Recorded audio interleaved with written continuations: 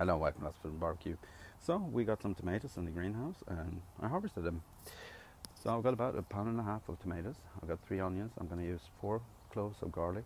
I'm going to use some chili, some Worcestershire sauce, some black pepper, some balsamic vinegar, some smoked paprika, some cumin, some nutmeg, some cloves, a little bit of liquid smoke because I like it, some white wine vinegar, some olive oil to fry the onions in, and we're going to make some ketchup. So tag along and I'll show you how I'm going to do that.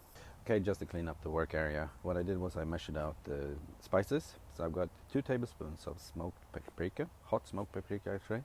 I forgot to show you before, but I've got 3 teaspoons or 1 tablespoon of salt, 2 teaspoons of pepper, 1 teaspoon of nutmeg, and 1 teaspoon of cloves. I'm going to put that to the side, and I'm going to use it later. Then I've got 1 deciliter, or I'll put that in ounces, and I think it's 7 ounces. I don't remember. I never remember. 1 deciliter of balsamic vinegar, 1 deciliter of Worcestershire sauce, and 1 deciliter of white wine vinegar. I'm going to put that to the side. So what I'm going to start off with is chopping up the onions and getting them in the pot. I've got a thick bottom enameled pot. That's good for doing this because it's going to simmer for hours and hours and it's less of a chance to burn. I'm just going to give this a rough chop because I'm going to let it boil down with the tomatoes for about 20 minutes. Then I'm going to use a stick mixer and mix it, blend it. I'm going to pour it through a sieve and then I'm going to simmer it for hours and hours. Anyway, so I'm going to start off by doing that. I'm going to use regular olive oil, a couple of teaspoons, maybe a tablespoon of oil for the onions. Just going to remove the stems, chop them into pieces. These are medium hot. You decide how hot ketchup you want. Small pieces into the pot. There you go. So what we're going to do is we're going to remove where the stem goes. So I'm going to cut them in 3 slices like this. And then cut them again. And this I don't want. The rest, it's going to go in a pot in a little bit. I'm just going to blanch the onions. Okay, so the onions and peppers are starting to blanch a little bit, saute. So time to add the tomatoes. You don't really need to add much liquid because this is going to go, it's going to release so much liquid anyway. I'm going to put this on low and just bring this to a boil or a simmer actually.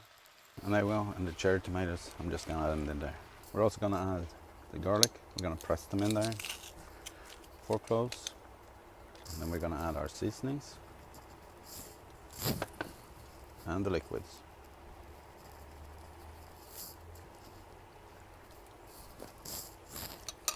And then we're going to add a few drops of liquid smoke. Liquid smoke is very potent. This is whatever, concentrated, primey, whatever. So we're going to get 1/8, oops, that's way too much, about 1/8 or 5 drops or something like that in this. I think that's going to be enough. We have the smoky paprika as well. Okay, time to let this simmer. See you in a bit. Okay, so this is what it looks like 5 minutes in. It's just come to a boil. I'm going on. This hob goes to 9. I'm on 2. I'm going to do this slowly. So I'm going to let this put it like this, maybe 20-25 minutes, and hopefully everything will boil to pieces. No lid. You want to reduce the liquid in the end, of course, because you want to catch a big consistency. Back in a bit. Okay, so this has been boiling for about 25 minutes. Time to mix it a little bit. And there we go. So I'm going to give this 10 more minutes and then we're going to sieve it. Okay, so this has been boiling for about 10 minutes. So it's time to sieve this. So I'm just going to transfer this to the sieve and press it through with a spoon.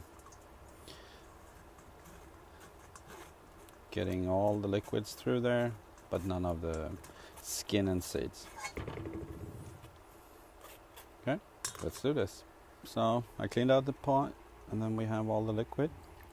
So that goes back in here.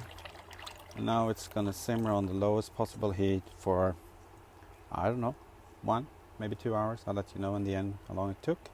We're going to bring this down to a ketchup consistency. See you in a bit. Okay, so this has been reducing to half. It's taken about 3 hours. I've stirred every 5 minutes so that it will not burn. And now it's time to get it into hot sterilized bottles. Well, it's just going to be a fidgety pour like this. And there we go. So, a few things to think about when making ketchup. You need time. It's not very hard, as you can tell. If I can do it, you can. Secondly, use a sieve. You're going to enjoy it much more then. And then thirdly, think about the ketchup is going to go a little bit firmer once it cools down. So don't let it cool down for too much. Anyway, I'm going to use this while making a hamburger one of these days, and then you'll see what I'm talking about. Anyway, thank you for watching. Bye.